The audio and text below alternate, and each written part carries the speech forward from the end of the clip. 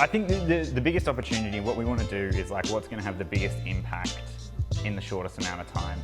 So, Amanda, we're working together for a year. Yes, very excited. With Sweet Darl'n. Now, thanks for giving us access to everything. We've spent the last sort of week going through the site and a few of the other platforms you've used. And what we want to do is, I guess, set a benchmark of where we are now, so that we can actually show we started here and here's where we've got to over time.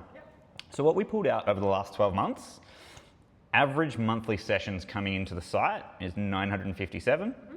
The total number of orders per month is 17 and a half.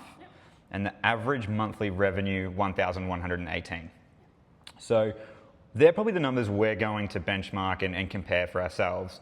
But I think knowing the seasonality of your business as well, we want to improve two things. We want to improve that average monthly sessions, monthly orders, and monthly revenue.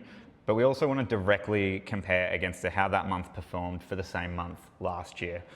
Because yeah, your big Father's Day, Mother's Day, Valentine's Day stuff, you know, it might look terrible if we go, well, we haven't really increased the average when we're factoring those in.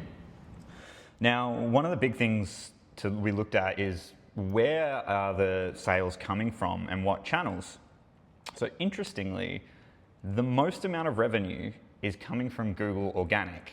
Yes, which I'm like, I've seen that before and I was like, have I got this set up wrong? Like, is my attribution wrong? Because I'm like, why is that? You would think it would be socials, I would have thought, but yeah. I've got a pretty good hypothesis. We haven't currently got Google Search Console set up for you, but we're setting that up now.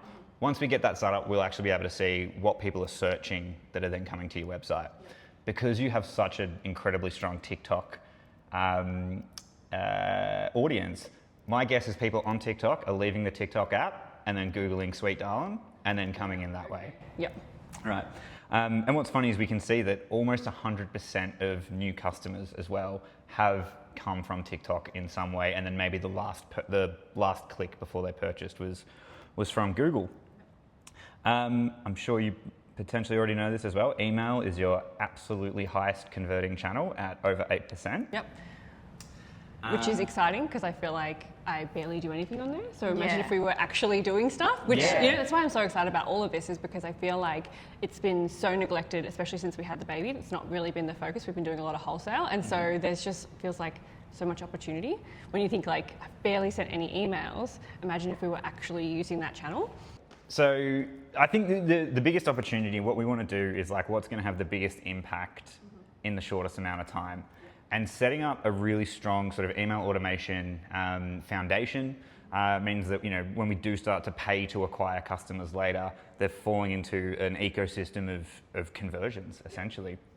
So I want to run a few ideas past you, and I know Maddie's going to have some ideas herself as well, about some email sort of campaigns and automations to set up. Now, the first and like obvious one that everyone kind of does is a welcome series. So yeah, I signed up to your newsletter the other day and I just got are you sure you want to sign up email? Yep. Inspiring. Yeah.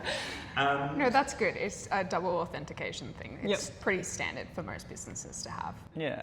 Are you against the idea of like offering straight up discounts for first time buyers? Not necessarily. It's something that like, so Sweet Darl'n doesn't go on sale. That's something that like as a brand we've never done. And that's just something that I feel like, I don't know, that's just a decision that I came to really early in the business.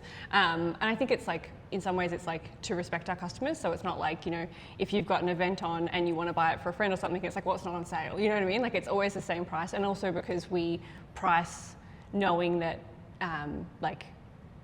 that we don't discount, so we're able to price fairly with that in mind, do you know what I mean? Whereas like if we were going to discount all the time, could, you know, maybe price it higher and like, do you know what I mean? Like, so it's perceived discount.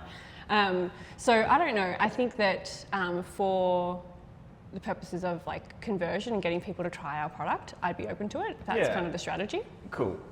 I also think if you've made a business decision to never discount, then we can roll with that as well.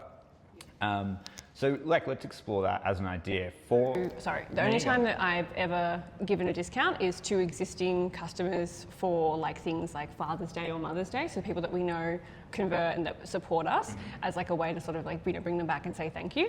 And that's kind of, I guess, why the birthday club is kind of the way I went about it originally. And that's been set up for a long time, was that my thought was giving people something back, you know, when it makes sense for them versus, you know, kind of just like discounting widely when our product is, priced fairly and priced at, what we think is reasonable. Yeah, absolutely. It could be even something if you didn't want to discount, give them a free sample or something. Yeah, I mean, like, I'm honestly like very much open to it. That was my original thought process in the beginning. Was I was like, I don't really want to be like going on sale and confusing people about the price and things like that when, I feel like we've priced it and we kind of know where we sit, and that's kind of my logic. But at the same time, if discounting to help, create that first conversion, I also stand by the fact that our product's really great and we have a good return rate. So I think that could be a really good option to explore. You know what I mean? Like, we know that when someone tries our product, for example, at a market, they're very likely to come to the website and order. And we hear that feedback a lot. So again, I'm like, that kind of works on, if that was how that works for online, to sort of like offer that discount to sort of like, prompt that sale, then that makes a lot of sense to me. Yeah. Well, we could always A/B test the form and do, people sign up and get a discount code, and then we just do it just because, they can get exclusive offers and What's your experience been like with that in the past? I mean, like, it is pretty standard, right? Everyone's like 10% off your first order. Well, even if it's like $10 off your first order, like, it doesn't have to be this huge discount. Or like free shipping or something. I don't know. Yeah. But I reckon there's probably a happy in between. So obviously saying once people try the product, like, then they're like return customers. Of the range, is there like, rather than discounting, is there a small product that's, cost effective for you to maybe like give away? So like, this comes free with your first order. Definitely. That's something we could do. Have you ever read the book Unreasonable Hospitality? No. It's really good. You would love it, I think. And one of his things is that you sort of like go beyond the customer's expectation. And so to me, I'm like, okay, well, maybe rather than discounting, that is something that we could kind of do, because it kind of goes beyond their expectation. In a different way. Like, you're saying like it's pretty standard to sort of offer that 10% off for the first order. Perhaps we can impress our customers in a different way that kind of feels more unique and more catered to them. Absolutely. And I think also, if you think about that customer's mindset there, they've landed on your website probably because they do have some kind of purchase intent. And then we're making them change their willingness to buy, rather than by discounting the price and, filtering out the people that are, say, more price conscious, to the people who are like, seeking more of a reward, and like, you're getting more of your product to them. I think also where that can really tie into sort of your external digital stuff is building out, some little A-frame QR code for whenever you go to a market and say, sign up to our mailing list and this QR code, and we'll just right now give you one of these little products for free as well. Yeah, that's a really cool idea. I like that. Yeah. I'm open to either, to be honest. Like, I don't think that there's any part of me that's like, we cannot discount, we cannot offer a discount as a incentive for first purchase.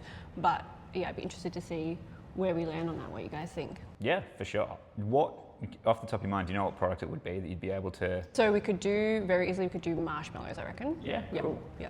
Amazing. And what I'd love to do is just a little Kickstarter for that, because I also think whenever I speak to a business and say, well, let's start offering a welcome series, it's kind of like a bit of a fuck you to all the previous customers who bought for the first time and didn't get that. So potentially, the first campaign would be hey, loyal customers, we're about to launch this for everyone, but for you, next order comes with a free marshmallow if you use this code, but you've only got 72 hours or something. Then we roll out the welcome series and offer that marshmallow, which I think should start to get more people into that ecosystem. But I do think, so like, I'm totally happy to offer a discount, but yeah, I've never like put Sweet Darl'n like, 20% off site wide or anything like that, just because I feel like when, like, you don't get to choose like when your birthday is or when your friend's birthday is, or like, you know what I mean? I just want my customers to feel like they can come to the website at any time and they're receiving the value that they expect. Whereas like, I feel like it's also kind of like a race to the bottom if you train your customer to always expect something to be on sale.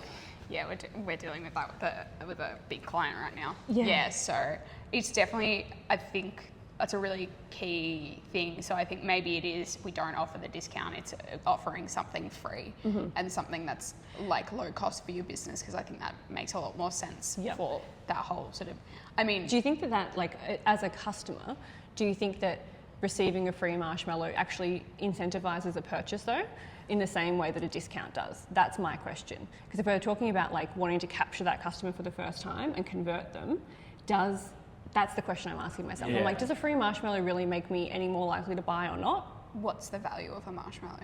A marshmallow is $4. They're not sold individually on the website.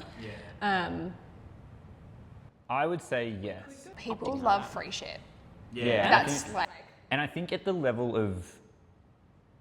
of price of your product, that like the 10% off isn't a huge amount. Like if you're shopping for like clothing or something and your cart's got quite full, and then you think at the last minute, maybe I don't want to spend this money, and it pops up with a 20% off your first order, that's going to change how you sell.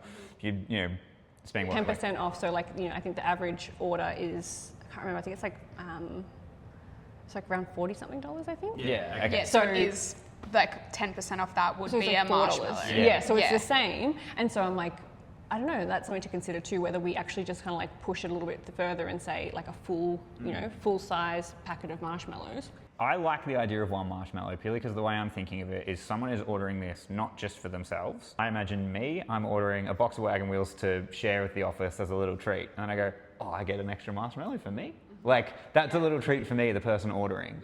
Whereas I think if you start doing like 3, then it's like added to the group. So I wouldn't mind trialing the one. It becomes like almost like, oh, well, I won't bother ordering marshmallows because I'm already getting 3. Yeah. And then that kind of becomes a hindrance in a different way to that conversion. So yeah, I'm down to do that. Cool. Next steps for us, we're going to jump into your Klaviyo, do an audit, and then start to build out that welcome series flow where we're going to offer a free marshmallow.